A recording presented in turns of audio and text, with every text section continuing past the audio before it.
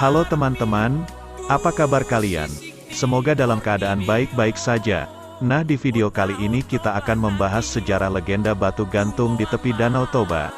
Tapi sebelum menonton video ini, jangan lupa subscribe ya. Enjoy! Batu gantung adalah salah satu panorama berupa pahatan bebatuan bagi para wisatawan yang berkunjung ke Danau Toba. Letak batu gantung berada di Parapat, Sumatera Utara, tepatnya di tepi Danau Toba dan tidak jauh dari Pulau Samosir. Di balik keindahannya, batu gantung ternyata memiliki cerita yang diyakini masyarakat sekitar sebagai sebuah legenda. Berikut ini sejarah legenda batu gantung yang terletak di tepi Danau Toba. Cerita perjodohan seorang gadis. Menurut sejarah, konon, batu gantung bermula dari kisah seorang gadis yang hendak dijodohkan oleh orang tuanya. Kendati demikian, ada dua versi cerita yang berkembang di masyarakat. Versi pertama menyebut bahwa pada zaman dulu, ada sebuah desa di tepi Danau Toba yang ditinggali oleh sepasang suami istri. Mereka dikaruniai anak gadis yang cantik dan berbakti bernama Seruni. Ketika berusia remaja, Seruni memiliki kekasih bernama Sidoli.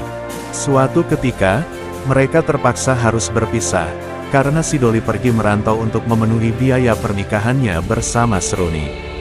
Di tepi Danau Toba, Seruni meminta Sidoli berjanji bahwa ia akan kembali lagi.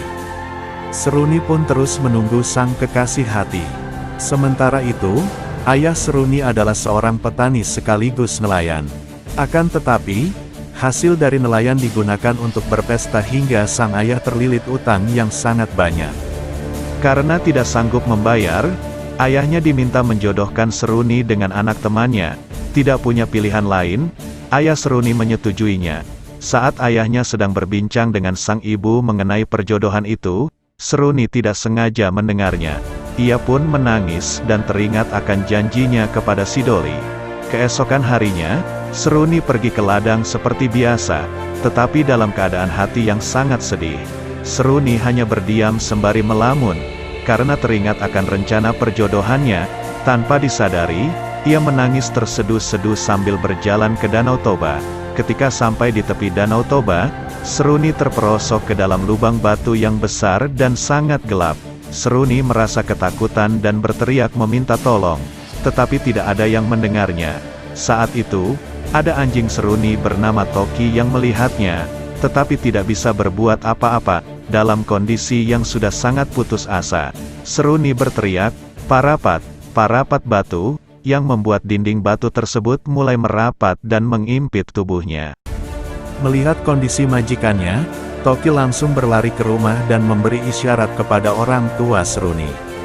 Sadar akan isyarat tersebut, kedua orang tua Seruni bergegas mengikuti Toki dan sampai ke tepi lubang batu tempat putrinya terjatuh. Ayah Seruni berusaha menyelamatkan dan berniat untuk turun, tetapi mengurungkan niatnya setelah mengetahui bahwa lubang tersebut sangat dalam dan gelap. Tiba-tiba, terdengar suara gemuruh dan guncangan besar yang membuat lubang tersebut perlahan-lahan kian menutup. Seruni pun tidak terselamatkan, dan setelah guncangan berakhir, muncul batu besar yang menyerupai tubuh seorang gadis. Konon, batu itu dipercaya sebagai penjelmaan dari Seruni. Masyarakat sekitar kemudian menamainya sebagai batu gantung. Versi lain menyebutkan bahwa asal-usul batu gantung berawal dari ketika Seruni tidak terima akan dinikahkan oleh ayahnya dengan anak Namboro atau paribannya. Pasalnya, calon suami yang akan dinikahkan dengan Seruni berasal dari keluarga kaya, tetapi bodoh. Akhirnya, Seruni memutuskan untuk terjun dari tepi jurang Danau Toba bersama anjing kesayangannya.